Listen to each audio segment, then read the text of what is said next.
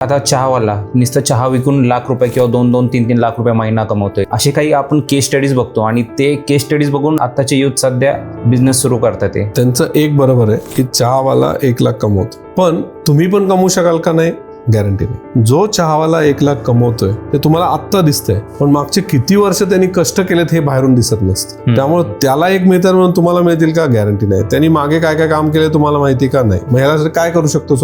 Solution is तुम्हाला कुठलाही business करायचा, चहा करू, मिसळ करू, काही करायचं, तुम्ही कुठेतरी 6 महिने 1 वर्ष काम करा त्या चहाच्या दुकानात. समजून घ्या काय सिस्टीम आहे, कारण बाहेरून सगळ्यात चांगल्या गोष्टी दिसतात, आत गेल्यावर कळतं अरे याच्यात हा पण नुकसान आहे, याच्यात हे पण प्रॉब्लेम होतं, याच्यात लेबर नाही मिळत, त्याच्यात इथं होतं. हे कळण्यासाठी तुम्हाला त्या इंडस्ट्रीत जॉब करायला पाहिजे, मगच बिझनेस उतरलं पाहिजे, ब्लाइंडली नाही उतरायचं. 50,000 रुपये जे महिना कमवतात ते पण असे इमेजेस बघून येतात की बाबा इथे 50,000 म्हणजे लयतले आपण 10-1 वर्ष काम करणार, पण त्याच्या पुढे आपण काम नाही करू शकत. एक्सपोनेन्शियल ग्रोथ आपल्याला जॉबमध्ये नसून बिझनेसमध्ये आहे. तर अशी माइंडसेट मुळे खूप आता बिझनेस सुरू करतात आणि नंतर ते फ्लॉप होतात.